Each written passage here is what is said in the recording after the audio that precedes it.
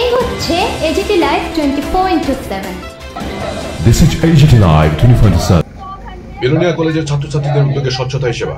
ঈশ্বরচন্দ্র বিদ্যাসাগর কলেজের জাতীয় সেবা প্রকল্পের উদ্যোগে জাতির জনক মহাত্মা গান্ধীর জন্মদিন পালন ও স্বচ্ছতাই সেবার পক্ষকালব্যাপী কর্মসূচি উপলক্ষে 2 অক্টোবর 2024 ইংরেজি সকালবেলায় স্বেচ্ছাসেবকরা বিভিন্ন দলে বিভক্ত হয়ে কলেজের জাতীয় সেবা প্রকল্পের দত্তক গ্রামগুলোর মধ্যে উত্তর সোনাইছড়ি গ্রাম পঞ্চায়েত এবং উত্তর সারাসীমা গ্রাম পঞ্চায়েতের বিভিন্ন স্থানে স্বচ্ছতাই সেবা কর্মসূচি পালন করে।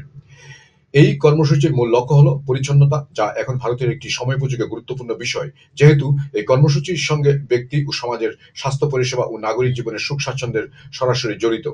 ঈশ্বরচন্দ্র বিদ্যাসাগর কলেজ চেষ্টা করছে তাদের দত্তক গ্রামের প্রত্যেক সদস্যকে এই ঐকান্তিক কর্তব্যে অংশগ্রহণ করাতে ও স্বচ্ছতা বজায় রাখতে সক্রিয় ভূমিকা পালন করা।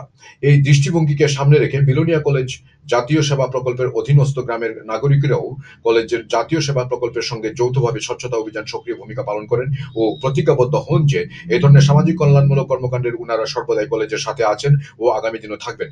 এক সাক্ষাৎকারে কলেজের অধ্যাপক অভিজিৎ চৌধুরী বলেন, সমাজকে নোংরা আবর্জনা থেকে মুক্তি রাখতে ও সুস্থ স্বাস্থ্য ও সুখী সুন্দর জীবন যাপনের লক্ষ্যেই সাফাই অভিযান করা ঈশ্বরচন্দ্র বিদ্যাসাগর কলেজের জাতীয় সেবা প্রকল্পের একটি ধারাবাহিক কাজ। তাই সাফাইয়ের পাশাপাশি বিভিন্ন স্থানে পড়ে থাকা প্লাস্টিক বর্জ্য পণ্য সংগ্রহ করে বস্তা ভর্তি করে রাখা হচ্ছে, যা সমাজকে রক্ষা করতে পরবর্তীতে বিলোনিয়া পৌরসভার মাধ্যমে এই পচনহীন বর্জ্য নির্দিষ্ট স্থানে পৌঁছে দেওয়া হবে। কলেজের জাতীয় সেবা প্রকল্পের আজকের এই স্বচ্ছতাই সেবার কর্মকাণ্ডের সাথে সরাসরি অংশগ্রহণ করেন দক্ষিণ ত্রিপুরা জেলা পরিষদ সভাধিপতি দীপক দত্ত, যা কলেজের জাতীয় সেবা প্রকল্পের স্বেচ্ছাসেবকদের উৎসাহিত করেন। আজকে স্বচ্ছতাই সেবা কর্মসূচিতে দত্তক গ্রামের মা বোনদের অংশগ্রহণ ছিল লক্ষণীয়। ওনারা স্বেচ্ছাসেবকদের এই ধরনের পরিচ্ছন্নতা দেখে তাদের সাথে সাফাই অভিযানে অংশগ্রহণ করেন।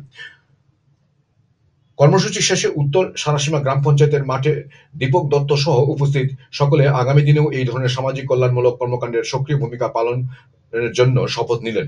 শপথ বাক্য পাঠ করেন কলেজের জাতীয় সেবা প্রকল্পের জনৈক স্বেচ্ছাসেবিকা। পরিশেষে দীপক দত্ত এই ধরনের সামাজিক গঠনমূলক কল্যাণমূলক স্বেচ্ছাসেবক বাহিনীর অংশগ্রহণে ভূয়সী প্রশংসা করেন।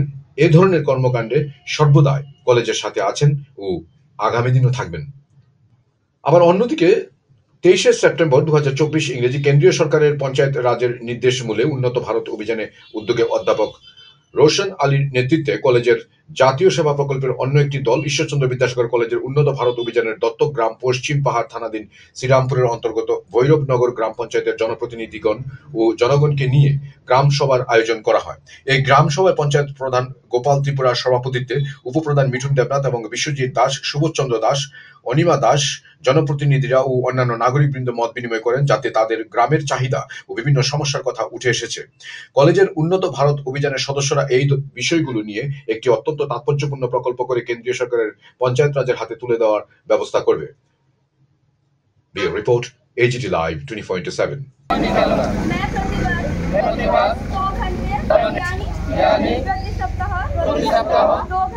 दो घंटे स्वच्छता के लिए काम करूंगा। मैं ना तो गंदगी फैलूंगा और किसी को फैलने दूंगा। আজকে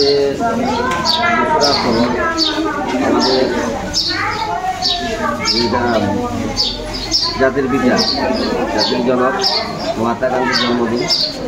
এই জন্মদিন উপলক্ষে আজকে সরকারিভাবে এবং আমাদের দলীয়ভাবে তারা দেশের পাশাপাশি আমাদের রাজ্যে বিভিন্ন কর্মসূচি চলছে।